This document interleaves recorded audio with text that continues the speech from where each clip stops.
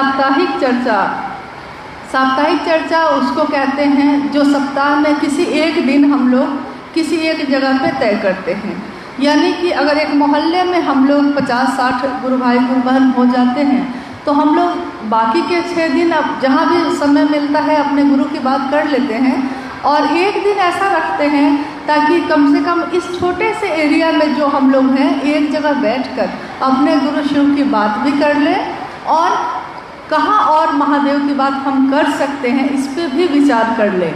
और अगर इन 6 दिनों में आपने किसी ऐसे व्यक्ति को जोड़ा है जो मतलब पहले से शिव शिष्य नहीं है तो आप कोशिश करते हैं कि साप्ताहिकी चर्चा में उनको भी बुला सकते हैं।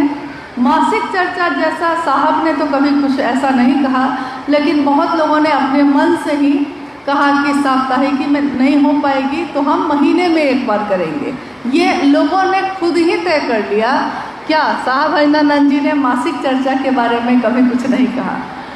अब हम लोग आते हैं संगोष्ठी। संगोष्ठी का अर्थ होता है संगोष्ठी, एक साथ गोष्ठी करना, एक साथ बैठना।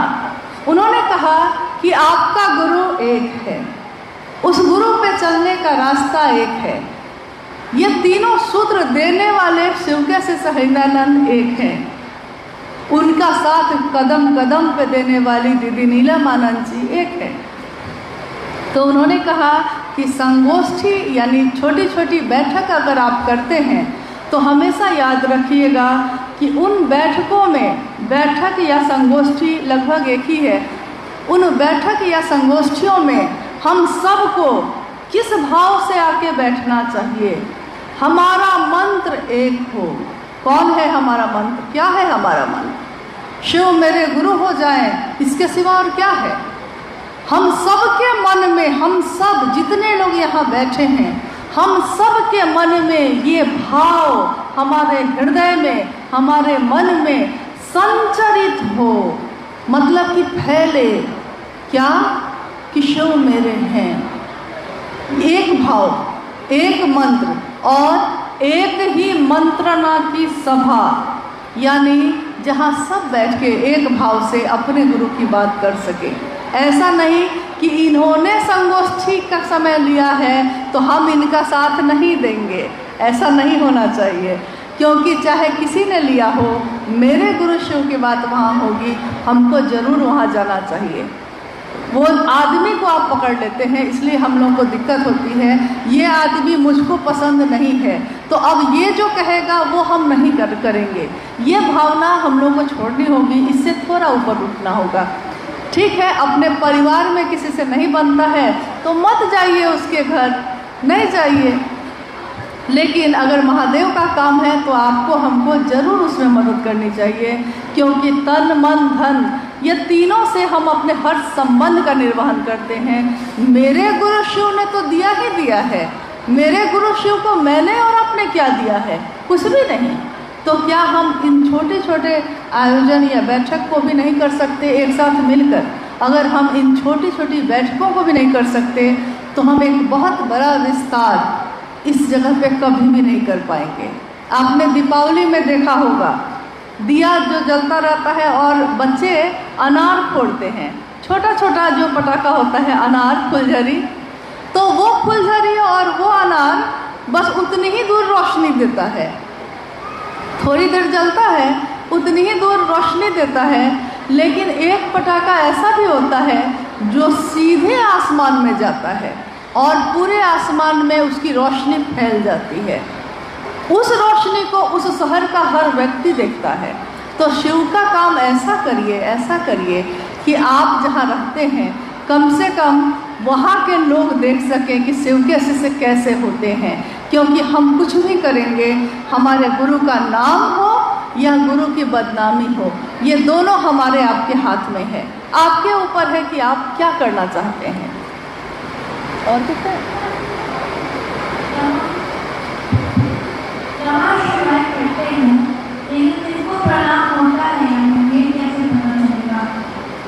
नमः शिवाय करते हैं, लेकिन शिव को प्रणाम कैसे होगा, ये कैसे पता चलेगा?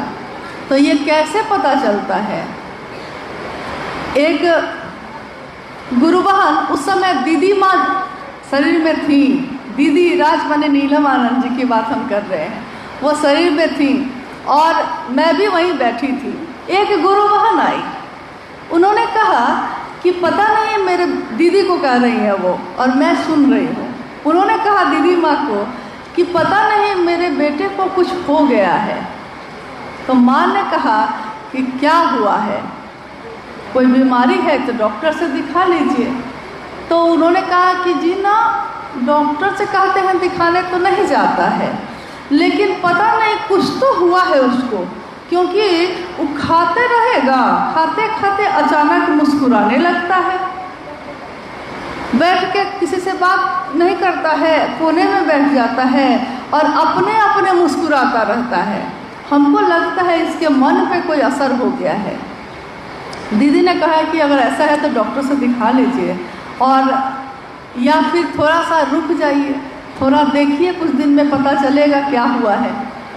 वो चली गई, आई गई बात हो गई। कुछ समय के बाद फिर वो आती जाती थी, आई और उन्होंने दीदी माँ को कहा कि हमको पता चल गया कि क्या हुआ है उसको। माँ ने पूछा कि क्या हुआ है, उन्होंने कहा एक लड़की से प्रेम हो गया है उसको। इसीलिए वो जहाँ बैठा रहता था, बैठता किसी के साथ था, लेकिन उसका मन जो था उसी पे था, जिससे उसके मन को प्रेम हो गया था। प्रेम आपके आचरण को बदल देता है, प्रेम आपके मन को बदल देता है। प्रेम में एक ऐसी ताकत होती है, ऐसा वो बांधता है आपको कि आप हिल भी नहीं पाते। अगर उस शिव से प्रेम हो जाए तो कैसा होगा, शिव से प्रेम हो जाए तो कैसा होगा। एक कथा छोटी सी हम लोग सुनते हैं कि लैला और मजनू की कहानी बहुत बताई जाती है। प्रेम कहानी की जब बात होती है तो लैला, मजनू, सिरी, फरहाद, बहुत सारे उदाहरण दिए जाते हैं कि प्रेम हो तो ऐसा हो, वो मिले या ना मिले, लेकिन उनका प्रेम अमर हो गया, कहते हैं ना हम लोग। उसी में मजनू की कहानी है ये। मजनू को लैला से प्रेम था, वो उस प्रेम में जगह जगह भटकता था। तो एक रास्ते पे वो जा रहा था और एक व्यक्ति वहीं बैठ के नमाज पढ़ रहे थे, यानी खुदा की इबादत कर रहे थे। मजनू अपने दीवानेपन में था, वो तो दीवाना था लैला का, वो अपनी दीवानगी में था, उसने नीचे नहीं देखा और वो चादर जिस पे वो बिछा कर बैठ कर इबादत कर रहे थे, उस चादर पे चढ़ के गुजर गया। जो इबादत कर रहे थे वो गुस्से में खड़े हो गए, गुस्सा के खड़े हो गए। उन्होंने कहा कि अरे तुमको दिखता नहीं है, दिख नहीं रहा है, खुदा का इबादत कर रहे हैं हम, ईश्वर को याद कर रहे हैं, भगवान की प्रार्थना कर रहे हैं, तुमको नहीं दिखा। मजनू बेचारा रुक गया, घबरा गया, बोला कि क्या गलती हो गई।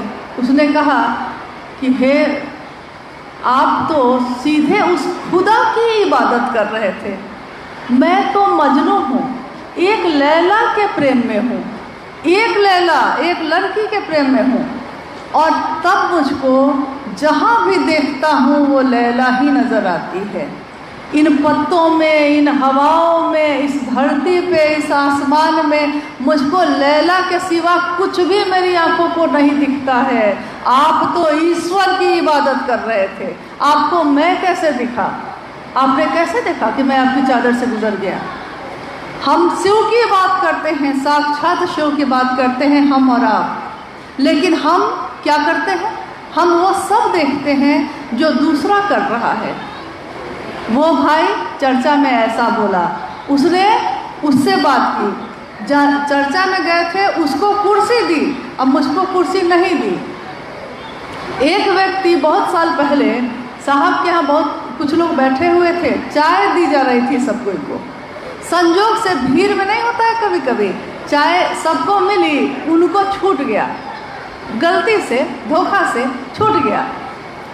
वो व्यक्ति जब लौट कर गए, उन्होंने साहब को ही चिट्ठी लिखी कि मैं आपके यहाँ गया, सबको चाय मिली, मुझको चाय नहीं मिली, इसलिए मैं अब कभी नहीं आऊँगा आपके यहाँ, और मैं नगर संयोजक का पद भी छोड़ता हूँ।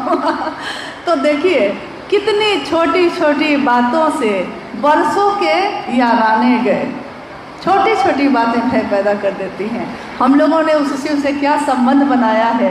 हम शिव की बात करने वाले लोग, दुनिया आपको बहुत गौर से देखती है, लोग आपको बहुत गौर से देखते हैं। आप क्या बोलते हैं, आप क्या करते हैं, आपका मन, आपका वचन, आपका कर्म कैसा है। अगर शिव जैसा है तो आपको देखकर कोई दूसरा शिव को अपना गुरु बनाएगा, लेकिन अगर ऐसा नहीं है तो वो बनाने का अगर सोचा भी है ना तो छोड़ देगा, कहेगा कि वहाँ मंच पे तो बहुत अच्छा बात की थी और घर में आके झगड़ा करती है, इससे बढ़िया तो भाई हम ऐसे ही हैं, हमको नहीं मानना है महादेव को गुरु। तो इसीलिए हमको अपने मन वचन कर्म पे भी ध्यान देने की ज़रूरत है। अंतिम जिज्ञासा कर देते हैं।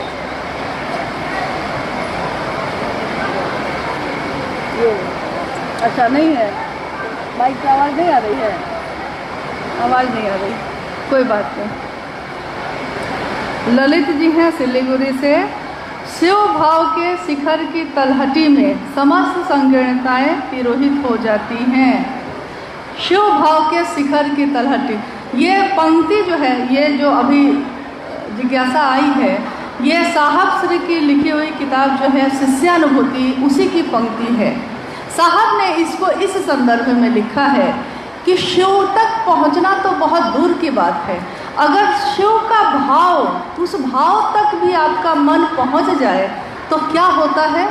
तो उन्होंने लिखा कि शिव भाव के शिखर की तलहटी में ही, जैसे सिलीगुड़ी से जब थोड़ा सा आगे बढ़िएगा तो दार्जिलिंग का जो शिखर आएगा, चोटी यानी पहाड़ की चोटी जो आएगी, उससे बहुत पहले से ही क्या होता है, यहाँ गर्मी लग रही है ना, लेकिन जैसे जैसे आप पहाड़ के नज़दीक होइएगा तो क्या लगने लगता है, क्या लगता है, ठंडी। हाँ देखिए, अभी मन से आप सोच लीजिए ठंडी, तो गर्मी का असर ख़त्म हो जाएगा, तो ठंडी लगती है। यानी पहाड़ के नज़दीक ही गए हैं, अभी पहाड़ की चोटी पे नहीं गए हैं, लेकिन हमारे मन पे, हमारे शरीर पे उसका असर होने लगता है। तो शिव भाव, शिव के भाव के शिखर तक तो बहुत दूर की बात है, हम अभी नीचे ही तलहटी में ही पहुंचते हैं, बात ही सिर्फ शिव की करने लगते हैं तो क्या होता है, समस्त संकीर्णताएं तिरोहित हो जाती हैं। समस्त यानी सारी, संकीर्णताएं यानी वो सारी चीज़ें जो हमारे मन को बांटती है, हमको अपने में जकड़ती है। जाति का भान, हम इस जाति के, हम उस जाति के, हम पुरुष, हम स्त्री, हम इस धर्म के, हम इस धर्म के, हम अमीर वो गरीब, ऐसी अनेक संकीर्णताएं जो हमारे जीवन में हम लोगों को जकड़ी हुई है, जो हम लोग को मुक्त नहीं होने देती, शिव की तरफ नहीं चलने देती, वो सारी संकीर्णताएं क्या होती हैं, सिर्फ आप शिव की बात करते हैं और वो तिरोहित हो जाती हैं। जैसे कपूर को रख दीजिए, जलाइए नहीं, रख दीजिए, और आप देखिएगा कि कुछ समय के बाद कपूर कहाँ गायब हो गया, हवा में घुल गया। यानी शिव की बनाई हुई दुनिया में शिव ने हर इंसान को एक जैसा पैदा किया है, सबकी रगों में वही खून बहता है, सबका दिल उसी तरह धड़कता है। इंसान का मूल मानवीय गुण है प्रेम करना, एक दूसरे के दुख में दुखी होना, सहानुभूति, स्नेह, ममता। लेकिन हम अपने मूल गुण को भी भूलकर एक पशु के स्तर पे आ गए हैं। साहब श्री हरिंद्रानंद जी का ये उद्घोष कि आइए भगवान शिव को अपना गुरु बनाते हैं, ये उद्घोष उन्होंने आगे चल के कहा कि आओ चलें शिव की ओर। हम में से बहुत लोग जिन्होंने कहा कि शिव को कैसे भगवान को गुरु माने, नहीं होता, उन्होंने कहा 3 सूत्र करिए। हम कहते हैं कि ये 3 सूत्र भी नहीं होता, उन्होंने कहा कि इसको भी खंड खंड में करिए, हम कहते हैं ये भी नहीं होता। तो उन्होंने कहा, यहाँ हमको नहीं पता, लेकिन बिहार में जिस जगह पे मेरा घर था उस जगह पे एक कहावत है कि बांध द बंधवा द, सुना है कभी आपने, बांध द बंधवा द, घरे तक पहुंचा द, मतलब बांध भी दिए साहब, बंधवा भी लिए हम लोग उनसे, और अब अभी भी यही कहते हैं कि एकदम जो विद्यार्थी जो नहीं होते हैं हम लोग, कि कुछ भी करके नहीं हो रहा है, तो कहा कि वहाँ तक पहुँचा भी दीजिए। देखिए ये कौन कर सकता है कि वो कह सकता है कि आओ चले शिव की ओर? ये वही कह सकते हैं जो उस तरफ जा रहे हैं और जो हम लोगों को अपने साथ लेकर जाने का वादा करके चल रहे हैं। वादा है ये, पुकार है ये। साहब ने कहा ये मेरी पुकार नहीं है, ये मेरी आवाज़ नहीं है, ये जन जन की आवाज़ है, हर व्यक्ति की पुकार है कि वो कहता है कि इस संसार के हलचल में रह के भी मुझको वो शिव मिल जाए, मुझको वो शिव याद आ जाए। चलिए हम लोग आज अंतिम पूजा से आगे अच्छा अभी बाकी है। अच्छा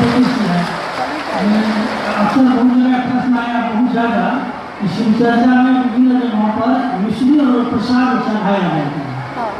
क्या ये चढ़ाना सही है या क्या किया जाए, ये आपसे जानना चाहिए। देखिए जिज्ञासा तो आपने सुन ली है कि मिश्री और बादाम चढ़ाया जाता है शिव चर्चाओं में, तो साहब तो इसका उत्तर कुछ और ही देंगे मतलब उनका उत्तर कुछ और होता है कि मिश्री का है अच्छा अच्छा पकवान चढ़ाइए ताकि और लोग भी खा सकें। मिश्री बादाम कौन खाता है? कोई नहीं। तो ये नहीं, वो यही कहते थे कि भाई ऐसा क्यों, ऐसा करो कि रसगुल्ला चढ़ाओ, रसगुल्ला मिलेगा तो गुरु बहन जाते समय कहेगी कि दीदी फिर अगले चर्चा कब रखे हैं, अगली बार फिर आएंगे। लेकिन ये संभव नहीं है, ये संभव नहीं है कि हम लोग हर दिन की चर्चाओं में ये रख सकें। हमारे आपके बीच वैसे गुरु भाई गुरु बहन भी हैं जिनकी आर्थिक स्थिति उतनी अच्छी नहीं होती और वो भी शिव चर्चा अपने यहाँ कराना चाहते हैं। तो अगर उनके पास सिर्फ चटाई या दरी है तो क्या उस पर बैठ के आप महादेव की बात नहीं करेंगे? क्या आप उसको कहेंगे कि तस्वीर लगाओ, प्रसाद चढ़ाओ? मन का भाव जहाँ चढ़ाना है, पूजा तो हम अपने घर में करते ही आए हैं, करते ही रहेंगे। पूजा कैसे की जाए इसकी विधि साहब ने बताई। हर पूजा को अगर नमः शिवाय करते हुए आप कर सकते हैं तो इससे सुंदर पूजा और कुछ नहीं होती। और नमः शिवाय यानी उस शिव को प्रणाम जिसने हमको आपको पैदा ही किया है।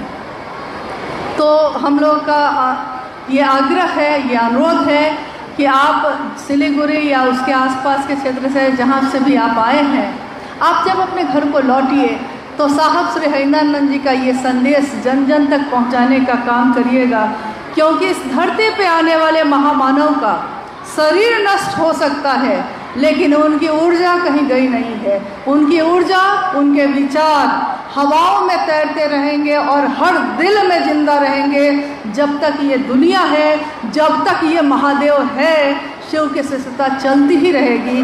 तो इस मूल धारा में हम सब मिलकर उस महादेव की तरफ चलें, इसी की कामना है। आप सभी को जय।